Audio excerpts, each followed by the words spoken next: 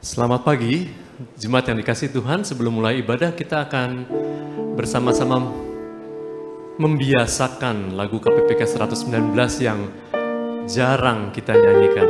Supaya nanti waktu ibadah sudah enak kita memujikannya. KPPK 119.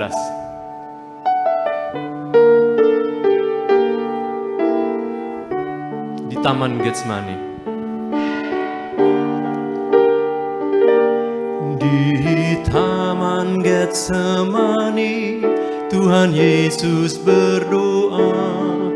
Dia ditangkap dan dibawa. Ya yang tidak berdosa, dihina, dicerca, enyahkan dan salibkan Dia.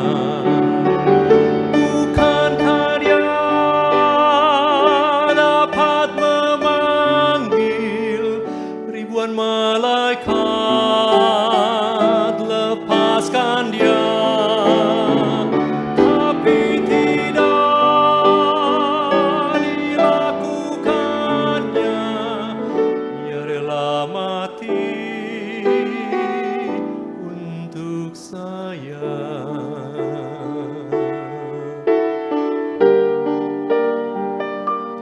Di atas kepalanya duri sebagai mahkota, ya diejek dan dicela. Dengan sabar ia terima perlakuan manusia, menderita sebab dosaku.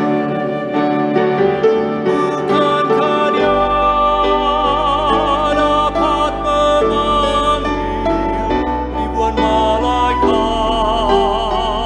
lepaskan Dia, tapi tidak dilakukannya.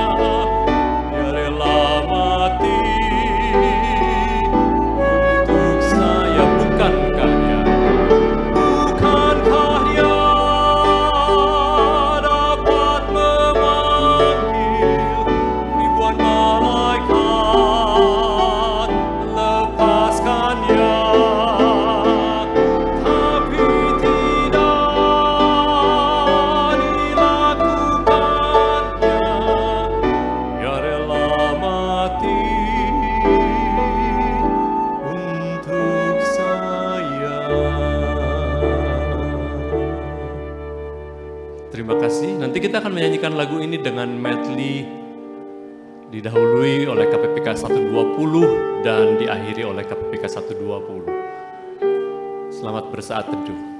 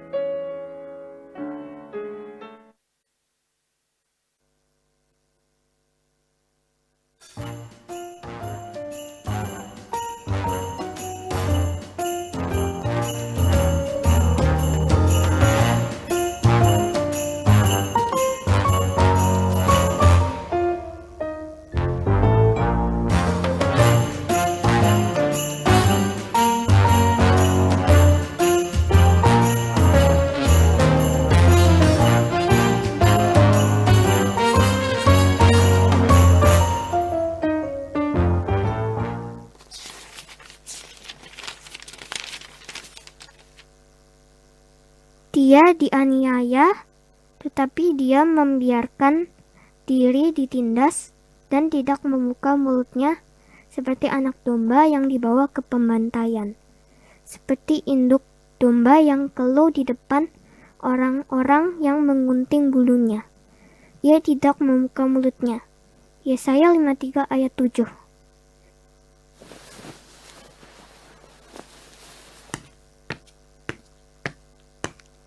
Opa, ini maksudnya apa? Maksudnya yang mana? Ini Opa, Yesaya 53 ayat 7. Kemarin, Lase di sekolah minggu Forsi minta Forsi buat hafalin ayat ini. Tapi Forsi nggak ngerti. Ayat ini maksudnya apa? Dia tidak membuka mulutnya seperti anak domba yang dibawa ke pembantaian. Anak domba yang dibawa ke pembantaian. Anak domba.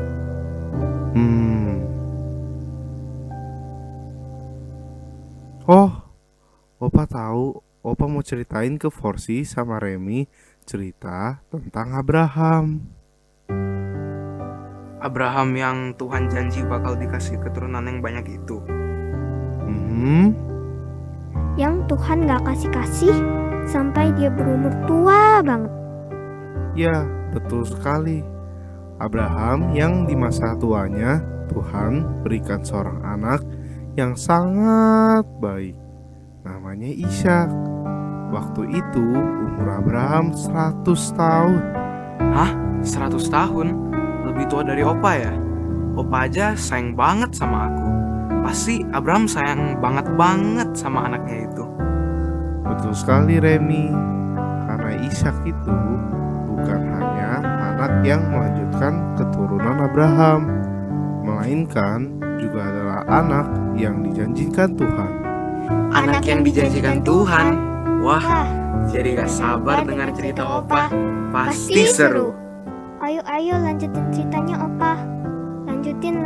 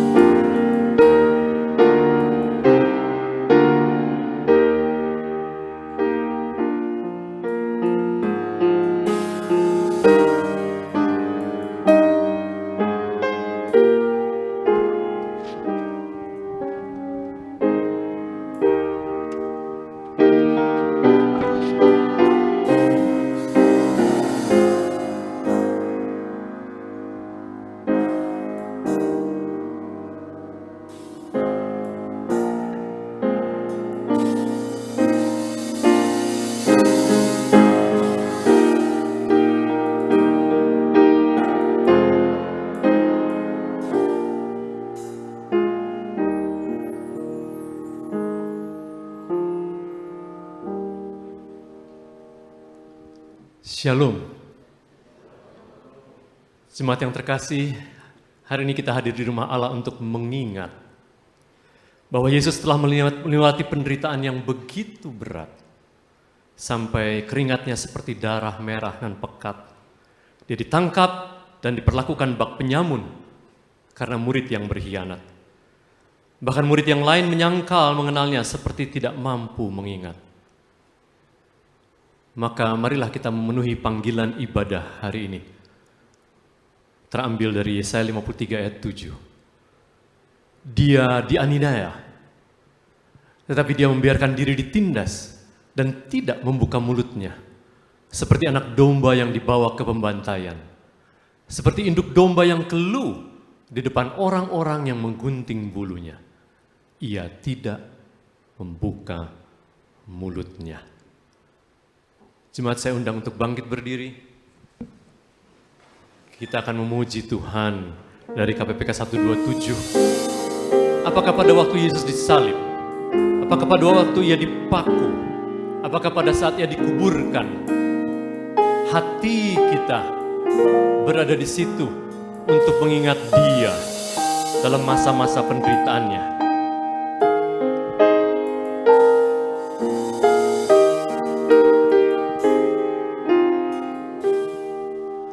Pada saatnya Yesus disalib,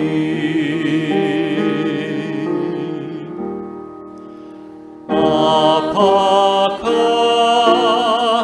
engkau ada di situ?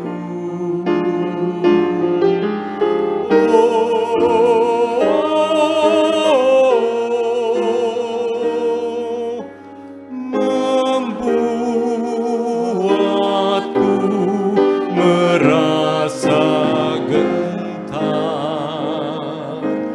gentar, gentar. Pada saatnya Yesus disalib,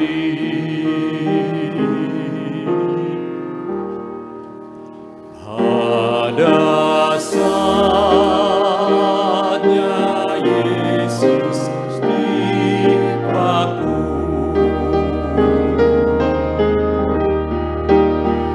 apakah engkau ada di situ?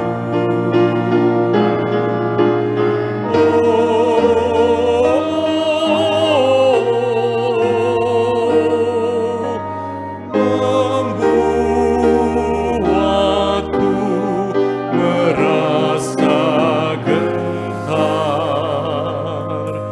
gentar, gentar.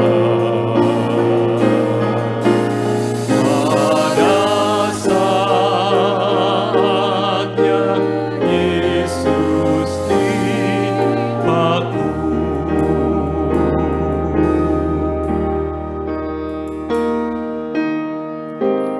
kita mau mengingat saat ia dikuburkan.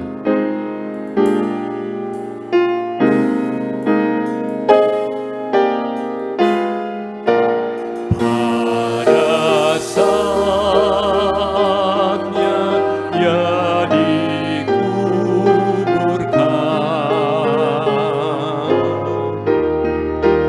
apakah engkau ada di situ?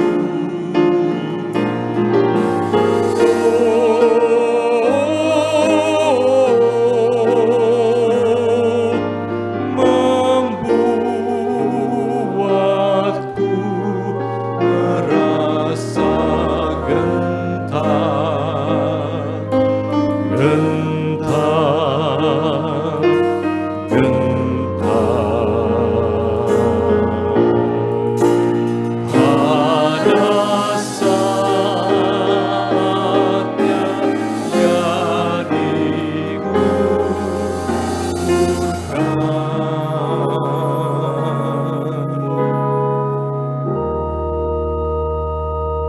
Mari kita berdoa. Ya Allah Bapa, pagi ini kami datang dan hadir di bait-Mu untuk memuji Engkau dan bersyukur kepadamu. Sebab hari ini ada dan kami peringati karena kebaikan dan kehendak-Mu. Kami meninggikan Engkau karena semua yang terjadi dan tercatat dalam firman adalah rencana-Mu. Ya Yesus Tuhan, kami datang ke hadirat-Mu membawa penyembahan, seraya mengingat ketaatan-Mu melalui penyaliban. Dan berterima kasih karena kematian-Mu membawa kami kepada kemenangan. Kami bersyukur karena melalui semua itu kami diantar kepada kekekalan. Ya Roh Kudus, kami datang untuk memohon Engkau mengajari, agar kami senantiasa membawa kematian Kristus dalam tubuh kami, supaya kehidupan Yesus juga menjadi nyata di dalam tubuh kami yang fana ini. Kiranya melalui ibadat Jumat Agung ini, hidup kami sekali lagi diperbaharui, dan kami dimampukan untuk lebih memuliakan Yesus yang telah menderita bagi kami. Semoga Allah berkenan akan puji-pujian dan doa kami dalam ibadah ini, karena kami naikkan dalam nama Yesus yang kematiannya kami peringati. Amin. Jemaat silakan duduk. Kita mau mengingat Getsemani. Kita tidak melupakan sengsaranya. Dan pada saat dia menderita di Getsemani, sebetulnya Yesus bisa saja memanggil ribuan malaikat, tetapi itu tidak dilakukannya karena ia mau mengambil jalan rencana Allah Bapa untuk memberi keselamatan kepada kita.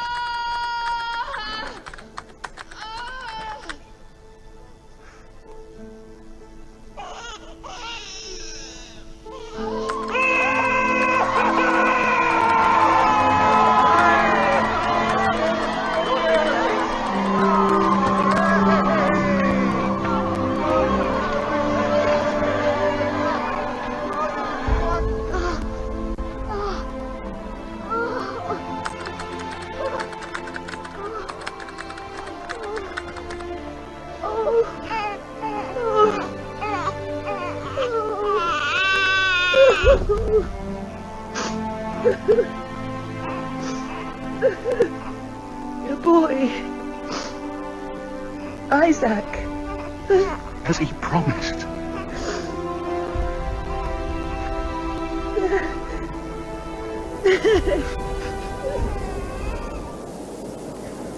Abraham. Ya Allah. Pergilah ke tanah Moria dengan Ishak anakmu yang satu-satunya itu yang sangat kau kasihi. Pergilah ke sana dan di sebuah gunung yang akan kutunjukkan kepadamu, persembahkanlah anakmu sebagai korban bakaran kepadaku.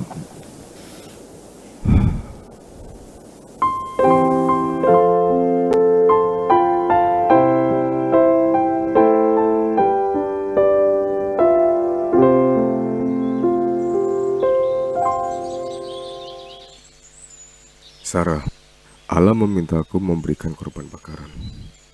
Oke, aku akan persiapkan bekal sebentar ya untuk perjalanan kalian.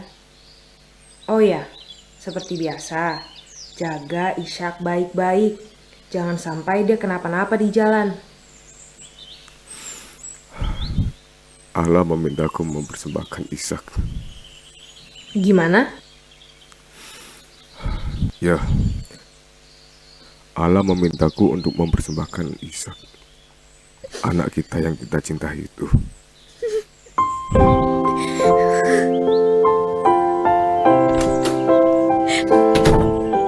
Selamat pagi, Papa. Selamat pagi, Mama.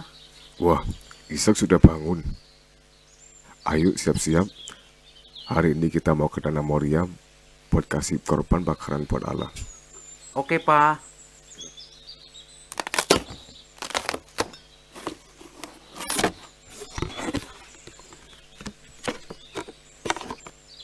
Sudah siap, Pa?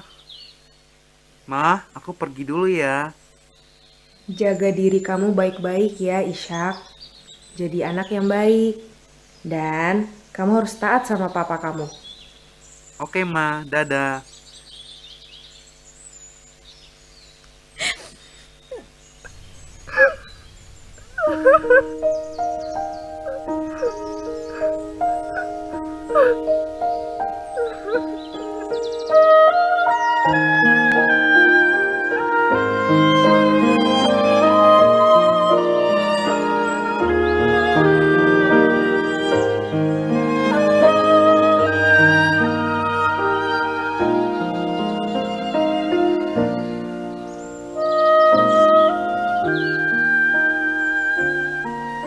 Papa, kenapa sih kita harus mempersembahkan korban bakaran buat Allah? Karena Allah kita adalah Allah yang baik, Allah yang mengasihi kita. Ishak, kadang kita nggak mengerti rencananya. Yang kita mengerti hanyalah Allah kita adalah Allah yang baik dan mengasihi kita. Nah, anak domba yang nanti kita sembelih, kita bakar dan kita persembahkan buat Allah adalah tanda bahwa Allah mengasihi kita. Kamu ngerti nggak? Ngerti, Pak. Coba ikutin Papa ya. Kadang kita nggak mengerti rencananya. Kadang kita nggak mengerti rencananya.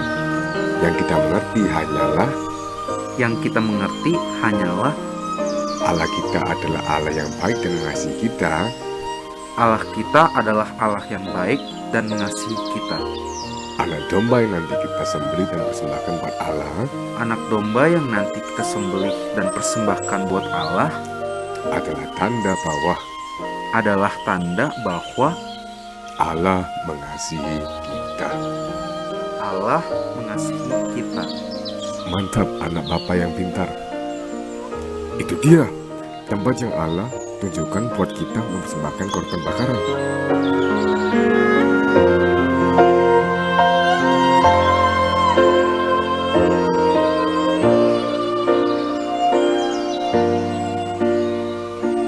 Papa, kita sudah bawa api, kita juga sudah bawa kayu.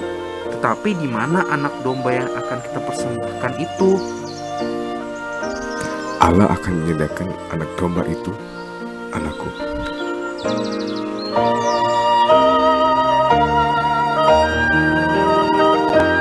Papa, anak dombanya belum ada, Pak. Pak, Karni aku yang jadi korban bakar. Hah? Hah? Kita harus taat sama Allah, Nak. Allah kita Allah yang baik. Abraham, jangan bunuh anak itu. Jangan kau apa-apakan dia. Sebab sekarang aku tahu bahwa engkau hormat dan taat kepadaku. Karena engkau tidak menolak untuk menyerahkan anakmu yang tunggal itu kepadaku.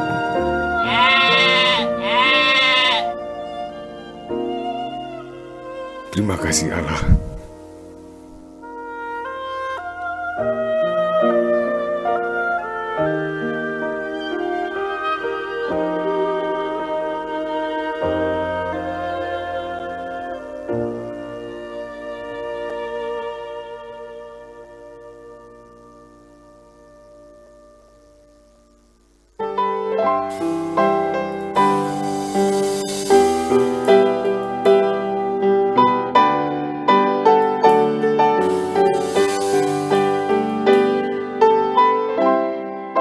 Mari kita memuji Dia. Oh, praise the name.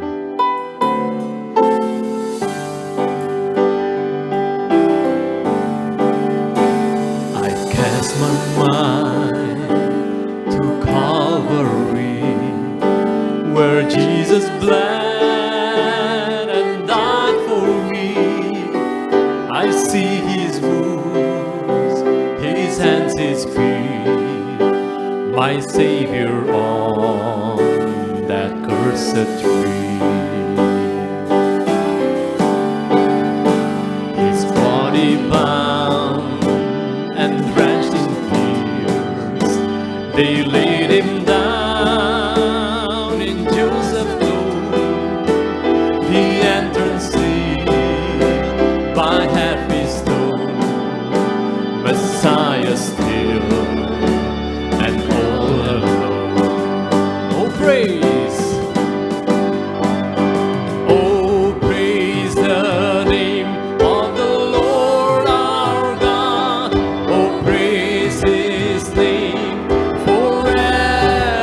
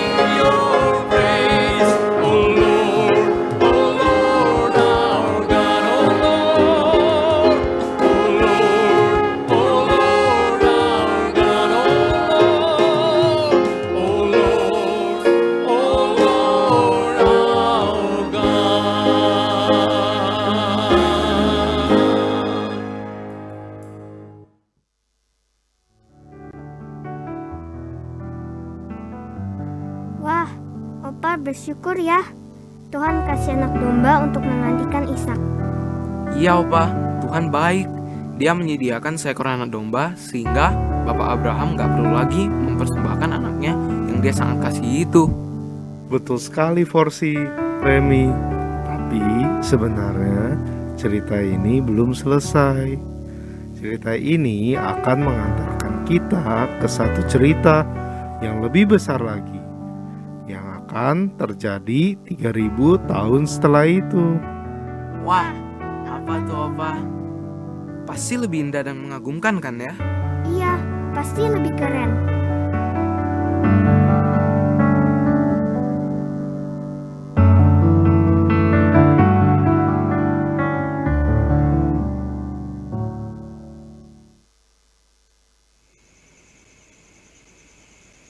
Murid-muridku, duduklah di sini.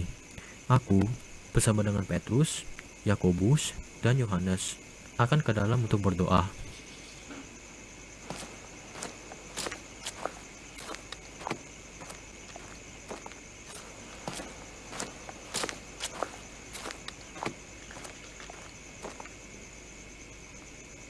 Hatiku sangat sedih, seperti mau mati rasanya. Kalian tunggu di sini, berjaga-jagalah dengan aku, dan berdoalah.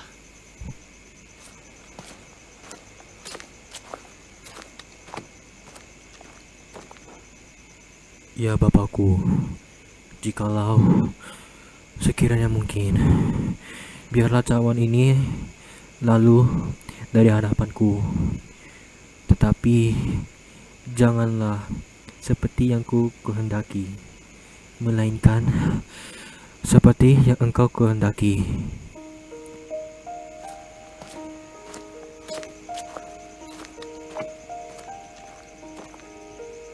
Petrus, tidakkah kamu sanggup berjaga-jaga 1 jam dengan aku?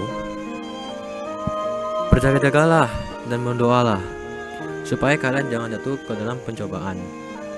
Memang rohmu mau melakukan yang benar, tetapi kalian tidak sanggup, karena tabiat manusia itu lemah. Berjaga-jagalah dan berdoalah.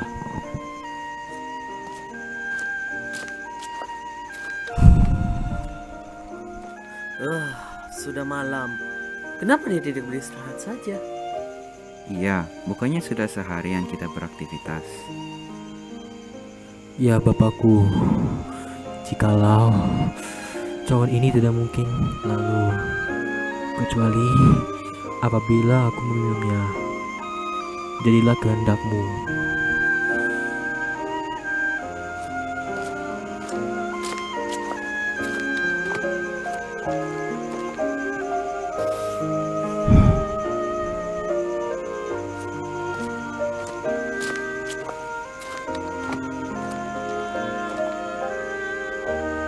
Ya Bapakku, jikalau cawan ini tidak mungkin lalu, kecuali apabila aku meminumnya, jadilah kehendak-Mu.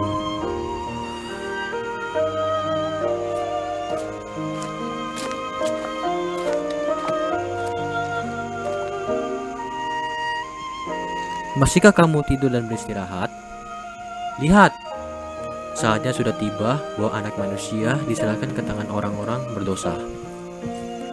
Bangunlah, marilah kita pergi. Dia yang menyerahkan aku sudah mendekat.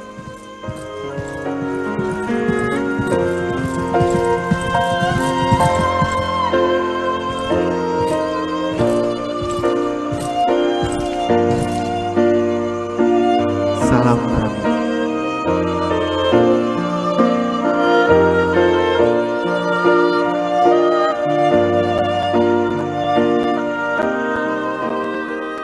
Yesus ditangkap, dibawa ke pengadilan. Pengadilan berjalan di tengah-tengah kegelapan. Bukan hanya kegelapan malam, melainkan juga kegelapan hati manusia. Siapa yang lebih giat menjalankan Taurat dibanding imam besar? Siapa yang lebih tekun mempelajari Taurat dibanding ahli Taurat? Siapa yang lebih berhikmat dan bijak dibanding tua-tua? Merekalah Sanhedrin, dan merekalah yang mengadili Yesus. Pontius Pilatus, wali negeri itu. Pada akhirnya, menjatuhkan hukuman bagi Yesus Kristus, mati di salib. Allah Bapa mengorbankan anaknya yang sangat Dia kasihi, Yesus Kristus, untuk menderita, dianiaya, ditindas, seperti anak domba yang dibawa ke pembantaian, seperti induk domba yang tidak berdaya di depan orang-orang yang memunting bulunya. Yesus Kristus diam. Opa, sebentar. Tapi itu, Allah akan sediakan anak domba lagi kan, seperti cerita Ishak? Iya, Opa. Allah kan baik ya. Dia pasti akan menyediakan anak domba supaya Yesus tidak jadi dikorbankan. Seperti cerita Ishak itu, Opa. Iya. Gak mungkin Yesus yang menjadi anak domba, yang dianiaya dan ditindas itu kan, Opa? Gak mungkin, Opa. Tuhan kan baik.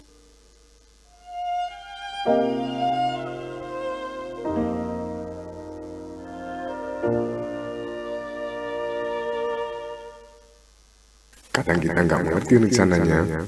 Kadang kita nggak mengerti rencananya. Yang kita mengerti hanyalah anak domba yang nanti kita sembelih dan persembahkan buat Allah. Anak domba yang nanti kita sembelih dan persembahkan buat Allah adalah tanda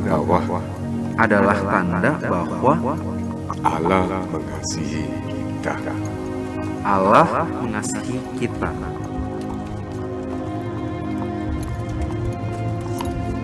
Kalian percaya dengan Mesias seperti ini? Yesus, lihat nih, orang-orang yang katanya kamu selamatin, mereka hanya bisa berdosa dan berdosa lagi. Katanya raja domba. Katanya Yesus mati buat mereka, tapi di gereja malah gosip. Kan bait Allah ini, aku akan mendirikannya kembali dalam 3 hari. Katanya Yesus mati buat mereka, tapi di sekolah ngomong kasar mulu, nyontek. Salam, hai raja orang Yahudi. Katanya Yesus mati buat mereka, tapi di kantor korupsi. Katanya bisa selamatin orang lain, sendiri aja gak bisa diselamatin. Katanya Yesus mati buat gereja ini, tapi gereja ini dingin. Hei jemaat, kamu mau percaya sama Tuhan yang kayak gini? Hei Yesus, kamu mau mati buat orang-orang kayak gini?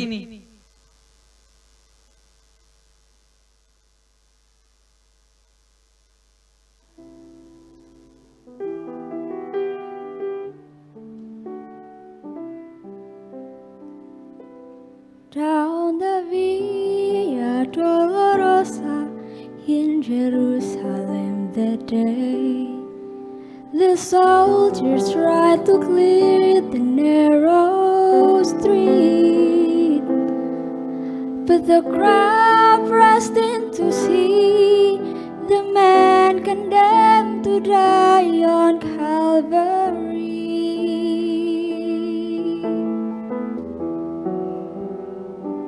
He was bleeding from a beating, there were stripes upon his back, and he wore a crown of thorns upon his head, and he bore with every step the scorn of those who cried out for his death. Down the Via Dolorosa, called the way of suffering, like a lamb came the Messiah, Christ the King. But he chose to walk that road out of his love for you and me. Down the Via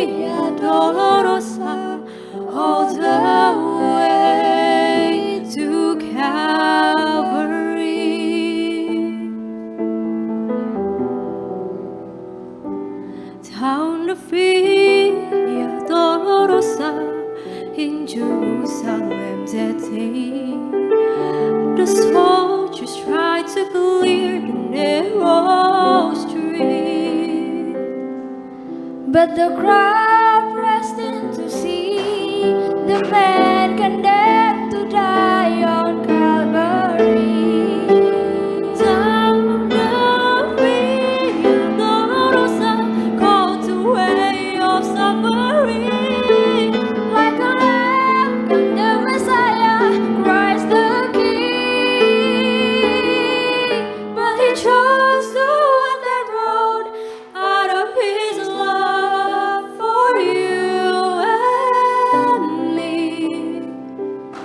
Town of Via Dolorosa, all the way to Calvary. The blood that would cleanse the souls of all men made its way to the heart of Jerusalem. Down the Via Dolorosa, called the way of suffering, like a lamb came the Messiah, Christ the King. But he chose to walk that road out of his love for you and me. Down the Via Dolorosa, all the way to Calvary.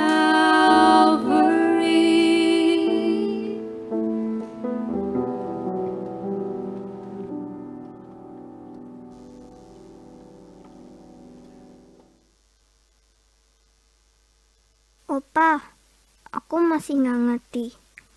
Kenapa Yesus mau jadi anak domba itu? Kenapa Yesus mau dianiaya, mau menderita menggantikan kita? Kenapa Yesus mau mengalami penderitaan yang begitu besar di atas kayu salib buat orang-orang kayak kita, Opa?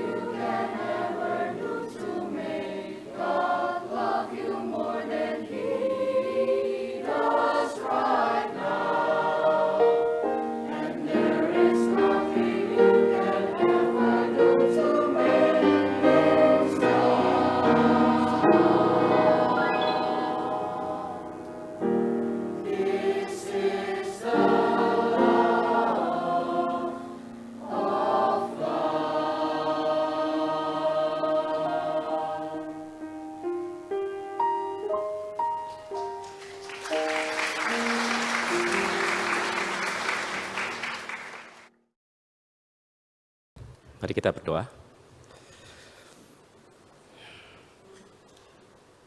Ya Tuhan, kami hendak mendengarkan kebenaran firman Tuhan. Karena itu biarlah Engkau berbicara kepada setiap kami, dan biarlah kami tidak hanya mengerti tetapi hidup kami sungguh diubahkan. Di dalam Tuhan Yesus kami berdoa. Amin. Selamat pagi jemaat sekalian. Maafkan saya kalau misalnya suaranya masih agak serak-serak basah karena baru selesai flu. Hari ini tadi kita sudah melihat drama yang luar biasa ya, yang berbicara mengenai kasih Allah, pengorbanan Kristus di kayu salib. Di dalam pembelajaran kita pada pagi hari ini, kita akan melihat salah satu dimensi dari karya Kristus di kayu salib. Sebelum kita lanjut, mari kita buka dulu Alkitab kita dari Injil Matius, pasalnya yang ke-27. Saya akan bacakan bagi saudara ayat 45 sampai 46. Injil Matius pasal 27 ayat 45 sampai 46. Demikian firman Tuhan. Mulai dari jam 12 kegelapan meliputi seluruh daerah itu sampai jam 3. Kira-kira jam 3 berserulah Yesus dengan suara nyaring, Eli, Eli, lama sabachthani. Artinya, Allahku, Allahku, mengapa Engkau meninggalkan aku? Bapak Ibu Saudara, kalau misalnya kita lihat bagian ini, maka ada satu aspek dari karya Kristus yang sangat menonjol. Kita waktu belajar mengenai salib dan karya Kristus di kayu salib, kita bisa fokus ke kasihnya, mungkin kita bisa fokus ke penderitaannya, mungkin kita bisa fokus ke Kristus sebagai korban.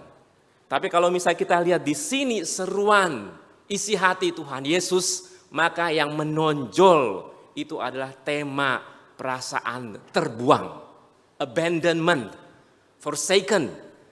Jadi di sini Tuhan Yesus berkata, mengapa engkau meninggalkan aku? Jadi ini adalah satu bagian yang kita mau pelajari. Perasaan abandonment, perasaan forsaken, itu adalah perasaan yang universal yang dialami oleh manusia. Kita semua pernah ngalamin yang namanya seperti ditinggal oleh orang yang kita anggap dekat, seperti ditolak oleh orang yang kita anggap keluarga. Dan perasaan itu mungkin saja kita alami sekarang, atau sudah pernah, dan itu terus-menerus ada. Dan ini, perasaan ini, abandonment ini, forsaken ini, itu yang dialami oleh Tuhan Yesus. Makanya Tuhan Yesus berkata, mengapa engkau meninggalkan aku? Nah, tentu saja kita mau belajar, kenapa sampai bagian ini ada dicatat di Alkitab? Apa pelajaran iman yang mau diberikan kepada kita saat ini? Paling tidak ada 3 sisi yang bisa kita lihat. Yang pertama, teriakan itu, rasa terbuang Yesus itu sebenarnya di satu sisi mewakili rasa terbuang kita. Kalau kita lihat ketika Tuhan Yesus berkata, Allahku, Allahku, mengapa engkau meninggalkan aku? Sebenarnya kalimat itu bukan kalimat yang baru. Kalimat itu pernah diucapkan di Perjanjian Lama. Kalimat itu pernah diucapkan oleh Raja Daud. Di dalam Mazmurnya 22 ayat 2, Raja Daud juga menyuarakan isi yang sama. Bagian pertamanya itu mirip. Allahku, Allahku, mengapa engkau meninggalkan aku? Aku berseru tetapi engkau tetap jauh dan tidak menolong aku. Kalau kita baca Mazmur 22, maka kita akan tahu bahwa Daud sedang, bahasa yang sekarang itu curhat ya. Karena apa? Musuh-musuhnya itu banyak, mau menghancurkan dia, dan kemudian musuh-musuhnya ngolok-ngolok dia. Bahasa sekarangnya tuh nyinyir gitu. Intinya yang mau dinyinyirin itu apa? Mau bilang katanya lu percaya sama Tuhan. Katanya Tuhan berkenan padamu. Mana Tuhanmu? Nggak datang-datang. Mana Tuhanmu yang katanya bakal menolong? Dan ketika Raja Daud nunggu, itu benar loh. Kok kayaknya Tuhan nggak nolong-nolong? Makanya di bagian awal dari Mazmurnya Raja Daud berkata, Allahku, Allahku, mengapa kayaknya Engkau meninggalkan aku? Aku berseru tetapi Engkau tetap jauh. Jadi kayaknya suara Daud itu nggak nyampe ke Tuhan. Seakan-akan Tuhan itu jauh. Dan Tuhan jadinya nggak menolong dia. Makanya musuh-musuhnya itu ngejek dia, ngolok-ngolok dia, ketawain dia. Dan ini perasaan hati dari Daud ketika dia menunggu dan kemudian kenapa Tuhan belum menolong. Memang kalau misalnya kita baca di Mazmur 22 bagian terakhir, maka pertolongan Tuhan akan tiba. Tetapi di bagian awal itu adalah isi hati dari Daud.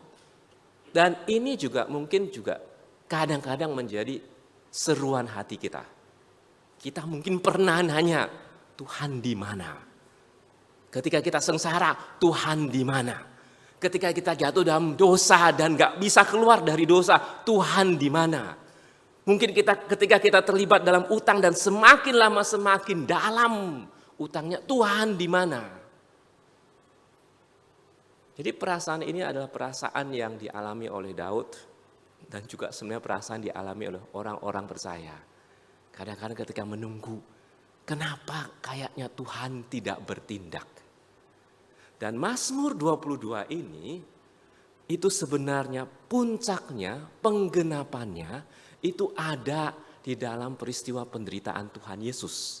Karena kalau misalnya kita lihat peristiwa penderitaan Tuhan Yesus, itu ada banyak bagian yang mirip sekali dengan Mazmur 22. Bagian baju Tuhan Yesus diundi itu ada di Mazmur 22. Bagian Tuhan Yesus diolok-olok katanya percaya Tuhan turun, itu ada di Mazmur 22. Dan bagian pertanyaan Tuhan Yesus, Allahku, Allahku, mengapa engkau meninggalkan aku, itu ada di Mazmur 22.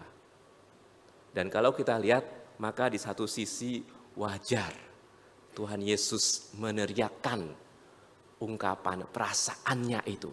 Kenapa? Kalau kita ikutin kisah penderitaan Tuhan Yesus, maka kita tahu murid-murid yang tadinya ngikut Tuhan Yesus pada kabur semuanya. Takut, nyelamatin diri karena takut ditangkap. Jadi Tuhan Yesus sendirian. Dan waktu Tuhan Yesus sendirian itu dia dianiaya. Dan gak hanya itu, kalau misalnya kita lihat misalnya dari ayat 39, yang tadi Matius 27, 39 sampai sebelum Tuhan Yesus meneriakkan seruannya, itu banyak yang ngejek dia. Banyak yang nyinyir. Kalau tadi di drama itu ada kan beberapa hal kayak yang selalu berulang itu ketawanya gitu ya, hahaha-nya itu saya ingat gitu ya. Yang tadi, jadi itu kalau misalnya orang ketawain kita lama-lama tuh bikin sebel juga gitu ya, hahaha-nya itu. Jadi siapapun yang kasih suara itu tuh berhasil, oke? Dan ini yang dialami Tuhan Yesus. Kalau yang namanya nyinyir itu kan tujuannya itu jelas supaya kita secara emosi itu hancur. Yang namanya bully itu memang supaya kita secara emosi, secara mental itu breakdown. Nggak ada yang namanya nyinyir tuh permisi ya, saya mau nyinyir sebentar. Gitu. Tuhan Yesus kayaknya nggak pantas, nggak cocok kalau bilang engkau itu raja, nggak baik. Nggak ada nyinyir yang sopan seperti itu. Itu pasti tujuannya sekasar-kasarnya, sehina-hinanya supaya dipermalukan, supaya hancur. Dan kalau kita lihat itu yang dinyinyirin. Misalnya kayak tadi, engkau yang katanya mau merobohkan bait Allah terus bangun lagi 3 hari. Mana? Kalau engkau Allah selamatkan dirimu. Itu kan semuanya bahasa-bahasa nyinyir. Dan kalau misalnya kita mau pikir, mungkin yang diutarakan itu tidak hanya sesopan ini. Bisa jadi lebih kasar. Kalau misalnya kita belajar psikologi massa, makin banyak orang itu biasanya makin beringas. Dan makin beringas itu orang semakin berani dan semakin kasar. Dan itu yang dialami oleh Tuhan Yesus. Tidak heran ketika Tuhan Yesus ngalamin semuanya itu sama seperti Raja Daud menunggu Allah menghakimi, tapi nggak ada. Memang ada waktu kita baca, siang menjadi gelap selama 3 jam. Kegelapan itu salah satunya adalah simbol dari penghakiman Allah. Tapi sepertinya nggak terjadi apa-apa. Dan di akhir dari kegelapan itu, maka Tuhan Yesus berseru, "Ya Allah, mengapa engkau meninggalkan aku?" Jadi perasaan terbuang itu, yang sama seperti perasaan Mazmur 22 yang terbuang itu, yang mungkin sama dengan perasaan kita yang kadang-kadang merasa, kenapa Tuhan jauh? Jadi yang pertama, rasa terbuang Yesus mewakili rasa terbuang kita. Tapi nggak berhenti di situ. Kita memperingati Jumat Agung, ada perjamuan kudus, bukan sekedar karena Yesus merasa terbuang seperti kita. Yang kedua, Yesus mengalami keterbuangan itu, dan itu real, bukan cuma rasa-rasa aja, memang itu real, bukan gara-gara Tuhan, tetapi karena dosa kita. Jadi bukan karena, oh kasihannya Yesus cuma juga ngalamin yang seperti saya ngalamin. Beda, karena Yesus mengalami itu, gara-garanya itu kita. Kalau misalnya kita lihat di dalam Alkitab ada banyak bagian yang berbicara mengenai hal ini. Misalnya di 2 Korintus 5:21 bagian yang awal-awal itu dikatakan Dia, yaitu Tuhan Yesus, yang tidak mengenal dosa, jadi Tuhan Yesus sama sekali tidak ada dosanya, itu telah dibuat Allah Bapa menjadi dosa karena kita. Jadi itu gambaran yang sering kali muncul. Kristus yang tidak berdosa itu menanggung dosa kita. Dan itu gak bisa di mata Allah Bapa, maksudnya gak kompatibel. Kenapa? Karena Allah itu kan Maha Kudus. Allah Maha Kudus tidak tahan, tidak bisa ada dosa dekat-dekat dengan Dia. Makanya ketika dosa ditimpakan kepada Tuhan Yesus, maka seperti ada dinding yang memisahkan. Tadinya anak Allah itu punya relasi yang sangat dekat dengan Allah Bapa. Nah sekarang karena ada dosa yang ditimpakan, itu seperti ada dinding yang memisahkan. Jadi persekutuan itu hilang itu. Allah itu memalingkan mukanya dan Tuhan Yesus bertanya, "Mengapa engkau meninggalkan aku?" Karena dosa itu. Mungkin bayangan kita agak susah kalau itu gimana sih gambarannya. Tidak ada mungkin contoh yang sempurna, tapi kira-kira seperti ini. Waktu awal-awal COVID pandemi atau waktu sedang puncak-puncaknya, maka salah satu yang sering terjadi adalah kita atau orang yang kita kasihi itu harus dikarantina. Nah, kalau misalnya parah tuh dikarantinanya ke rumah sakit. Dan di rumah sakit itu akan dirawat, tetapi kita nggak bisa jenguk. Kita nggak bisa jenguk langsung. Kita hanya bisa video call. Kita hanya bisa telepon mungkin. Kita hanya bisa nitip. Kenapa? Karena ada virus COVID itu yang dianggap berbahaya itu, sehingga orang yang kena virus itu nggak boleh ketemu orang yang nggak kena. Ada dinding yang memisahkan, nggak boleh. Selama itu ada, nggak bisa ketemu. Dan itu menghancurkan hati banyak orang. Saya nggak tahu di sini ada atau enggak, tetapi di banyak gereja, kadang-kadang ketika sudah kena COVID dan langsung dibawa dan langsung dikarantina, langsung dipisah. Dan itulah terakhir kalinya mereka bisa ketemu. Nggak bisa lagi jenguk, nggak bisa lagi sentuh pun nggak bisa lagi peluk, mungkin nangis bersama, enggak. Cuma bisa lewat video call. Kalau dia parah, kadang-kadang dia akan say goodbye. Dan setelah itu udah. Karena apa? Karena COVID virus itu dianggap begitu mematikan, nggak boleh antara yang penderita sama yang sehat ini. Jadi ada yang memisahkan. Mau kita nangis seapapun, gak dikasih. Karena ada dinding yang memisahkan. Yang dialami Tuhan Yesus bukan virus, tapi dosa. Dan dosa yang ditanggung itu bukan dosa Tuhan Yesus, tapi dosa kita. Kita kasarnya yang menulari gitu ya, tanda kutip Tuhan Yesus, dan kemudian karena itulah ada dinding yang memisahkan. Sehingga Allah Bapa memalingkan mukanya, nggak mau. Sehingga Yesus bertanya, kenapa? Kalau kita baca tadi Yesaya 53 ayat 7 gitu ya. Kalau kita lihat di awal-awalnya itu juga ada bagian yang mengisahkan hal ini. Dan yang menekankan berkali-kali bahwa apa yang dialami Tuhan Yesus itu gara-gara kita. Misalnya di bagian ini ayat 3 sampai 4 sampai 5. Tapi sungguh-sungguhnya penyakit kitalah yang ditanggungnya. Makanya Tuhan Yesus dihukum di kayu salib. Kesengsaraan kita yang dipikulnya. Tertikam oleh karena pemberontakan kita. Diremukkan karena kejahatan kita. Jadi selalu ditekankan. Karena apa? Karena kita. Jadi ya bagian kedua. Yesus mengalami keterbuangan itu. Abandonment itu. Forsaken by God. Karena kita. Apakah berhenti sampai di situ? Enggak. Tidak hanya Yesus mewakili perasaan kita, tidak hanya Yesus mengalami keterbuangan karena dosa kita, ada bagian lainnya yang sangat penting. Yesus mengalami keterbuangan itu supaya kita nggak perlu ngalamin hal yang sama. Yesus mengalami abandonment itu supaya Tuhan tidak abandon kita lagi.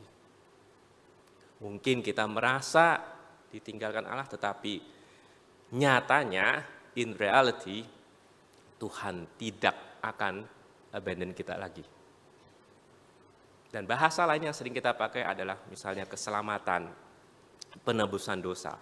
Tapi kalau kita lihat dari sisi abandonment, itu berarti harusnya kita di-abandon Tuhan karena dosa, tetapi karena karya Kristus di kayu salib. Kristuslah yang mengalami abandonment itu, sehingga atau supaya kita nggak perlu ngalamin itu lagi. Makanya kalau bisa kita lihat di dalam Alkitab ada beberapa bagian Alkitab yang berbicara mengenai hal itu.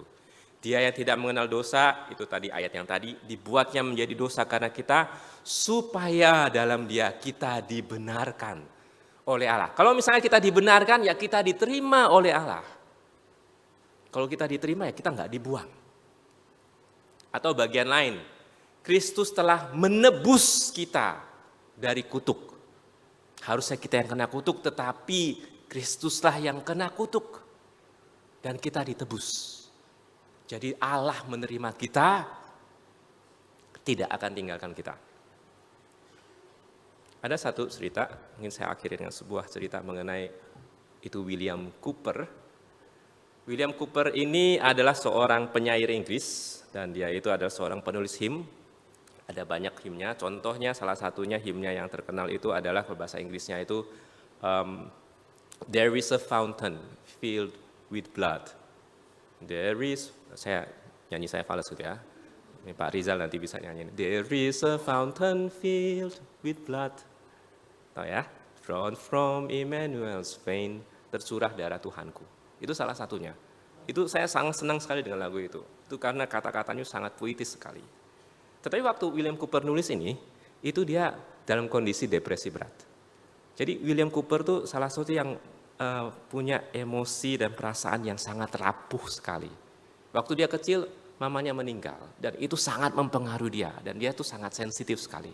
Jadi kalau misalnya ada sesuatu yang mempengaruhi dia, itu dia gampang sekali mental breakdown dan berkali-kali dia depresi berat, mental breakdown.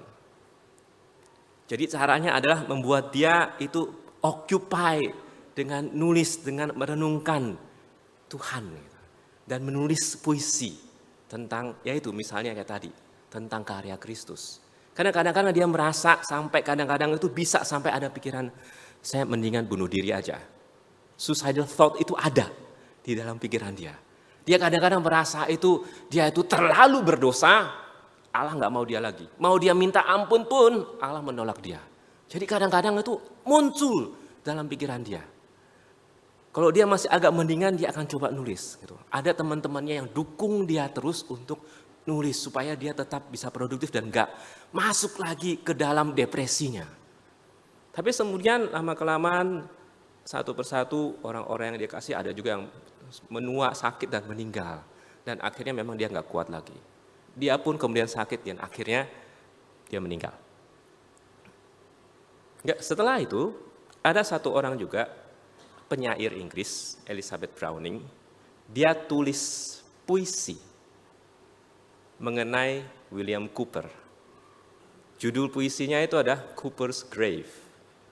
Itu mungkin bisa cari di internet, tapi itu panjang sekali. Cooper's Grave itu sebenarnya memang perenungan dia atau respon dia terhadap Cooper. Ya, terhadap Cooper. Dan di bagian agak belakang menjelang akhir, kemudian Elizabeth Browning itu kemudian membuat suatu perenungan. Dia kemudian mulai dengan kisah teks yang kita baca tadi. Ketika Tuhan Yesus bertanya, Allahku, Allahku, mengapa engkau meninggalkan aku? Dan ini karena bahasa puisi memang agak-agak susah gitu ya, di bahasa zaman dulu gitu, Inggris Victorian. It went up single, echoless. Jadi bayangannya itu diutarakan, tapi cuma satu arah, nggak ada balasannya, nggak ada gemaknya. Dan yang diutarakan itu apa? Dia pakainya bukan pertanyaan, dia pakai pernyataan. My God, I am forsaken. Tuhanku, saya terbuang. Ya, itu interpretasi dia dari pertanyaan Tuhan Yesus. Dan kemudian di bagian bawahnya dia berkata, it went up from the holy's lips amid his lost creation. Jadi pernyataan itu keluar dari mulut Sang Maha Kudus, yaitu Kristus sendiri, dari bibir yang Maha Kudus itu, di tengah-tengah ciptaannya yang terhilang. Dan bagian terakhir dia berkata, that of the lost, no son should use those words of desolation. Intinya dia mau bilang supaya dari antara yang terhilang ini nggak ada lagi yang perlu mengucapkan kata-kata itu. Nggak perlu lagi mengucapkan kata-kata perasaan terbuang itu. Jadi dia mau bilang bahwa Cooper sekalipun dia mati sepertinya matinya menderita, Elizabeth Browning bilang, bagi Cooper pun Allah nggak tinggalkan dia. Karena apa? Karena Kristus sudah ngalamin itu supaya Cooper tidak perlu ngalamin itu lagi. Dengan kata lain, Allah tidak akan membuang Cooper. Di bagian paling akhir dari puisinya, Browning berkata, and on this grave, on Cooper's grave, dan di kubur Cooper ini saya menantikan Cooper dibangkitkan. Maksudnya nanti ketika orang-orang benar dibangkitkan oleh Kristus. Karena keyakinan dia bahwa Cooper tidak dibuang oleh Allah. Dan ini juga yang menjadi pembelajaran iman bagi kita. Kristus mengalami keterbuangan dari Allah Bapa. Supaya apa? Supaya kita yang penuh dosa ini tidak perlu mengalami hal yang serupa lagi. Supaya kita yang penuh kelemahan ini tidak perlu lagi merasakan ditinggal oleh Allah. Mungkin kita merasa, saya merasa Tuhan jauh. Tetapi dalam kenyataannya, Allah tidak akan, Allah selamanya tidak akan meninggalkan kita. Karena Kristus sudah alamin itu, menggantikan kita. Mungkin ada dari kita atau dari keluarga kita yang sedang kritis. Dan kita merasa di mana Tuhan. Maka di sini mengingatkan kembali bahwa Allah selamanya tidak akan meninggalkan kita. Karena Kristus sudah mengalami itu, menggantikan kita. Bahkan kalaupun nanti kita harus menghadapi kematian seperti Cooper, maka janji ini, kebenaran ini tetap sama. Allah tidak akan meninggalkan, membuang kita. Meskipun kita sudah mati. Karena Kristus sudah mengalami terlebih dahulu keterbuangan itu, menggantikan kita.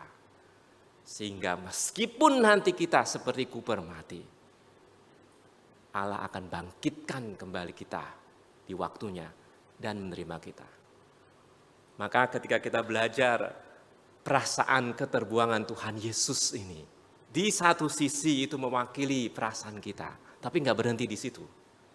Kemudian ini juga Yesus menyatakan perasaannya itu kenapa? Karena dosa-dosa kita yang ditanggung kepada Tuhan Yesus, sehingga ada dinding yang membatasi, sehingga dia menyuarakan teriakannya, mengapa Allah meninggalkan aku? Tapi pada akhirnya itu ada tujuannya, bukan hanya karena menanggung, tetapi supaya kita tidak lagi mengalami dibuang oleh Tuhan, dibuang oleh Allah. Jadi ketika kita merenungkan sekali lagi pernyataan ini, mengapa engkau meninggalkan aku? Maka kita harus refleksi, oh karena Kristus ngalamin itu, maka saya dilepaskan. Saya dilepaskan dari tanggungan dosa. Dan Tuhan tidak akan buang saya selama-lamanya. Amin. Mari kita berdoa. Kami bersyukur atas kasih Tuhan yang rela mati di kayu salib demi kami orang berdosa.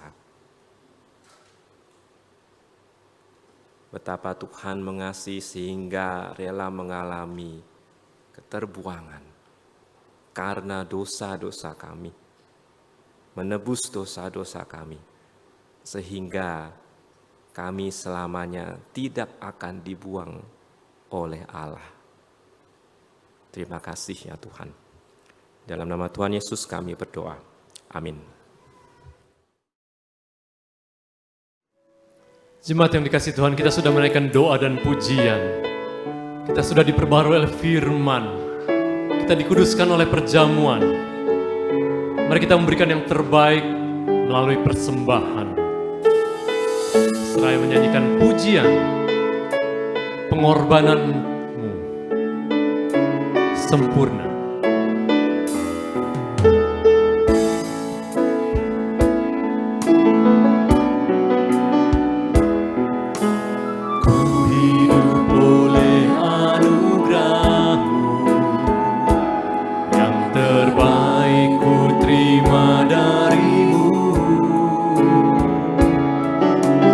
Rancanganmu indah bagiku, sebab ku hidup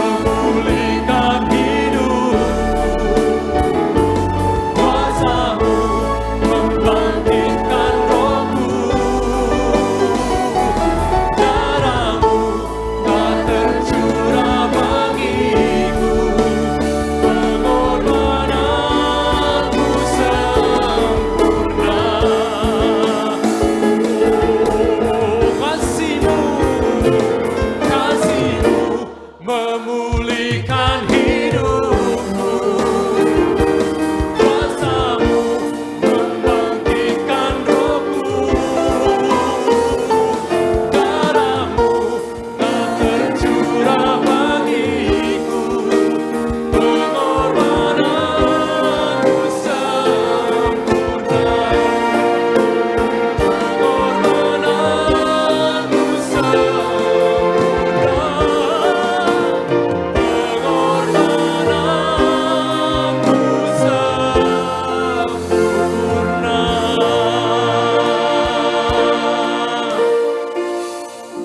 Benar Tuhan, pengorbananmu sungguh sempurna. Dan itu yang membawa kami, mengantar kami kepada keselamatan, kekekalan di dalam rumah Tuhan. Kami sungguh bersyukur karena Engkau telah menyelamatkan kami. Kami bersyukur karena kami boleh menjadi anak-anak-Mu. Dan sebagai tanda kesetiaan kami memberikan persembahan kami yang terbaik untuk-Mu. Supaya semua itu kembali digunakan untuk kemuliaan nama-Mu. Dalam nama Tuhan Yesus kami berdoa. Amin.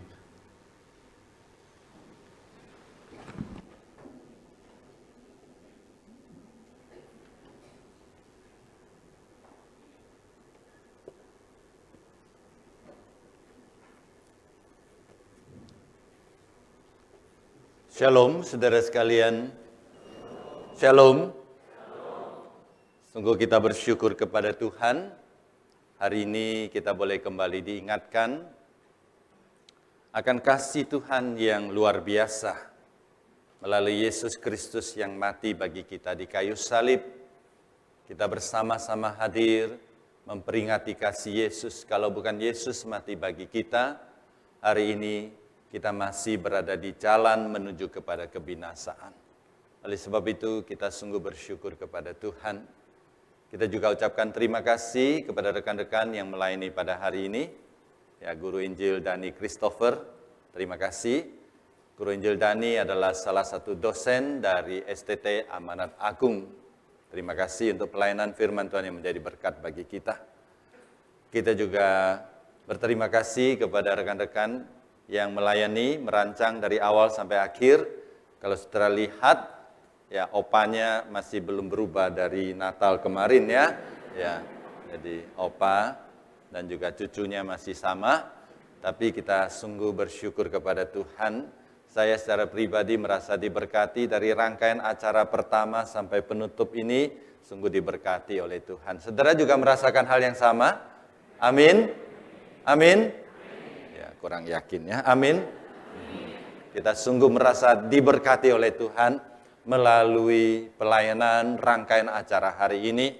Doa saya biarlah kita tidak hanya menjadikan ini sebagai sekedar hiburan, tapi kita sungguh menghayati, kita menangkap maknanya. Bahwa di tengah dunia yang penuh penderitaan ini, kadang kita bisa meragukan Tuhan, bertanya, Tuhan di manakah Engkau? Dan hari ini Guru Injil Dani menjawab, Tuhan menyertai kita, Tuhan membuka jalan bagi kita. Oleh sebab itu apapun yang kita hadapi, jangan putus asa, jangan menyerah. Tuhan sudah menanggung untuk kita dan Tuhan pasti menolong kita. Ya, jadi kita pulang dengan semangat baru, kita persembahkan hidup kita untuk kemuliaan nama Tuhan. Saudara diingatkan nanti pukul 10.30 anak-anak sekolah minggu akan merayakan atau memperingati Jumat Agung di IPK. Kemudian hari Minggu untuk ibadah Paskah anak-anak sekolah minggu hanya ada pukul 8 untuk anak-anak sekolah minggu saja. Kemudian untuk dewasa, kebaktian umum hari Minggu, kebaktian Paskah kita ada 2, pukul 8 dan pukul 10.30. Jadi khusus minggu depan yaitu 2 hari lusa, kebaktian umum pertama pukul 6.15 tidak ada, yang ada pukul 8 dan pukul 10.30. Demikian warta saudara sekalian. Sekali lagi saya mengucapkan selamat memperingati Jumat Agung. Kita pulang, kita renungkan kasih Tuhan dan kita persembahkan diri untuk dipakai oleh Tuhan. Saya mengundang semua jemaat berdiri dan boleh memberikan salam kepada saudara di kiri kanan depan kita.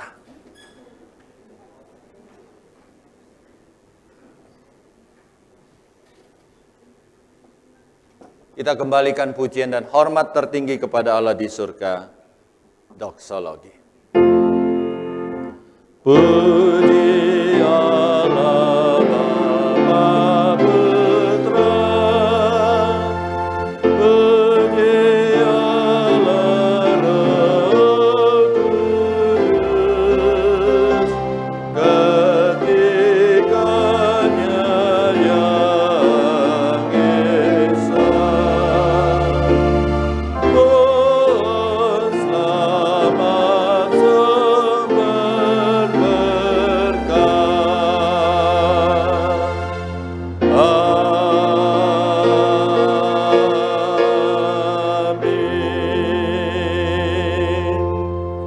Saudara sekalian, arahkan hati pikiranmu kepada Tuhan. Bukalah hatimu, terimalah berkat dari Tuhan. Kasih karunia dari Tuhan kita Yesus Kristus, cinta kasih dari Allah Bapa, persekutuan dan pertolongan dari Allah Roh Kudus menyertai saudara sekalian dari saat ini sampai selama-lamanya. Amin.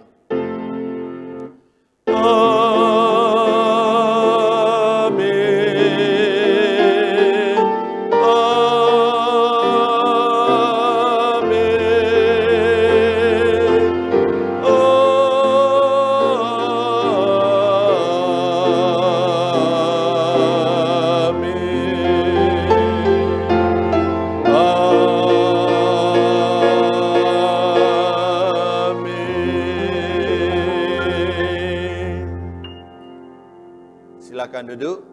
Saat teduh kebaktian selesai, Tuhan memberkati saudara sekalian.